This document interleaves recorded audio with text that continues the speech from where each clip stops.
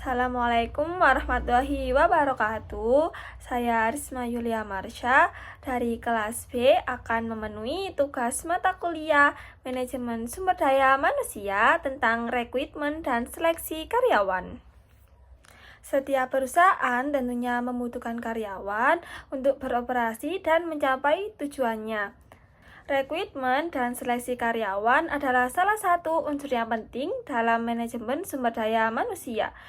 Dalam rekrutmen berarti mencari ataupun menarik calon karyawan, dan dalam seleksi berarti mencari calon karyawan yang paling baik di antara para pendaftar untuk menjadi karyawan di perusahaan tersebut. Dalam proses rekrutmen dan seleksi karyawan tentunya melibatkan unsur-unsur dalam perusahaan. Yang pertama adalah manajemen HRD. Yang kedua tentunya pimpinan perusahaan, dan yang ketiga adalah tim rekrutmen yang bertugas untuk menjalankan seluruh proses dalam menseleksi karyawan.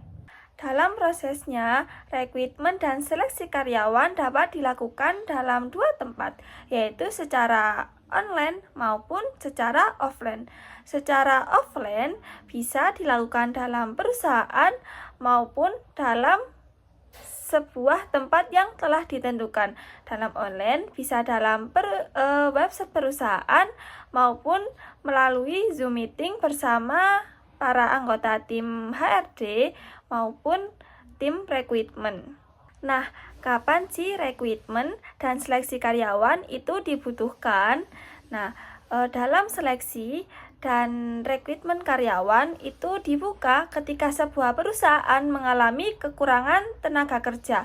Mereka akan membuka lowongan pekerjaan untuk memenuhi kekosongan dalam perusahaan tersebut. Yang kedua adalah ketika sebuah perusahaan membuka cabang baru.